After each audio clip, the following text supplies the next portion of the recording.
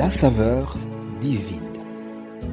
Cette bonne nouvelle du royaume sera prêchée dans le monde entier pour servir de témoignage à toutes les nations. Alors viendra la fin. Préparation et présentation, Immaculée Milanesa.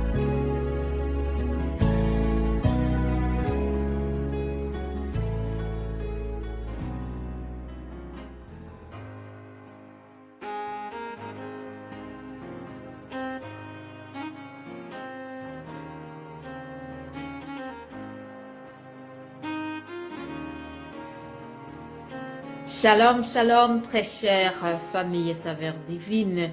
Shalom à vous, très chères auditrices et auditeurs qui nous écoutent, peut-être pour la première fois.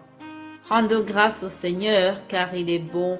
Il nous a gardés tout au long de la nuit écoulée, et c'est avec un cœur rempli de reconnaissance que nous continuons cette semaine. Alléluia. Pour moi-même qui vous parle, c'est une grâce de commencer mes journées en confessant la Seigneurie de Jésus-Christ.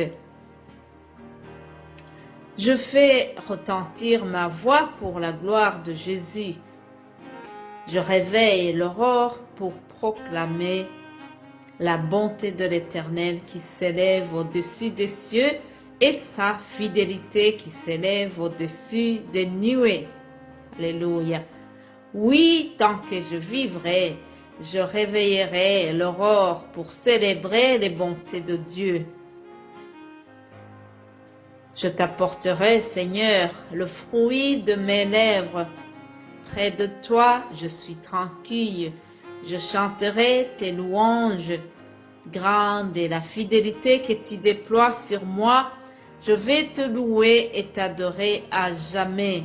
Je vais te louer et t'aimer de plus en plus. Fin de citation. C'est une déclaration d'amour pour Dieu. Et cette déclaration contient deux grands objectifs de son ministère Saveur divine. Le premier objectif, il s'agit de célébrer la bonté et la fidélité de Dieu quoi qu'il arrive. Dieu est bon malgré la pandémie qui se prolonge. Dieu est bon malgré le printemps qui est semblable à l'hiver.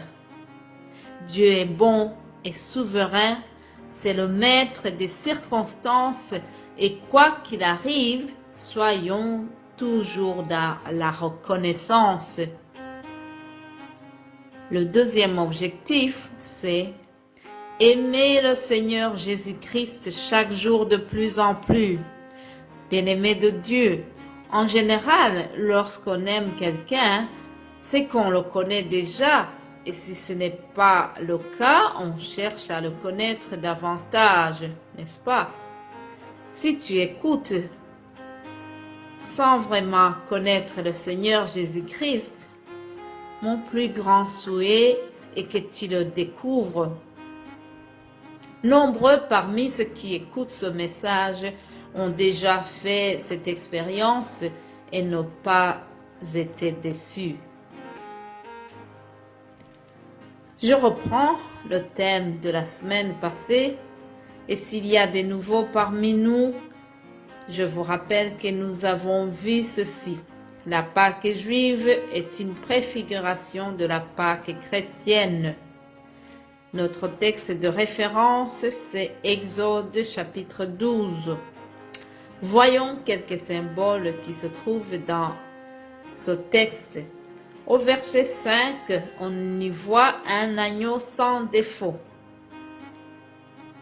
L'agneau sans défaut désigne Jésus. Lui est pur, il n'a jamais eu de péché, ni en pensée, ni en action. Et au verset 8, on voit que les Israélites devaient manger le pain sans levain. Le levain est symbole du péché. L'apôtre Paul, en s'adressant aux Corinthiens, chapitre 5, il dit ceci. C'est bien à tort que vous vous glorifiez. Ne savez-vous pas qu'un peu de levain fait lever toute la pâte? Faites disparaître le vieux levain, afin que vous soyez une pâte nouvelle, puisque vous êtes sans levain, car Christ, notre Pâque, a été immolé. Alléluia. Mon frère, ma sœur, Christ, notre Pâque, a été immolé. Il a été enterré, mais ressuscité pour que nous soyons une pâte nouvelle. C'est-à-dire, en lui, nous devons être de nouvelles créatures. Alléluia. 2 Corinthiens chapitre 5, 17, nous lisons ceci. Si quelqu'un est en Christ, il est une nouvelle création. Les choses anciennes sont passées, voici toutes les choses sont devenues nouvelles. Alléluia. Et toi qui viens de m'écouter, es-tu déjà en Christ?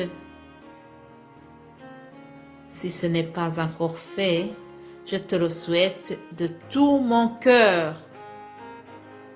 Passez une excellente journée et je vous retrouve demain pour une autre saveur divine. Alléluia. Amen.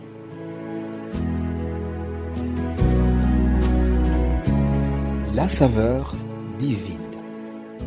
Cette bonne nouvelle du royaume sera prêchée dans le monde entier pour servir de témoignage à toutes les nations. Alors viendra la fin. Préparation et présentation, Immaculée Milanesa.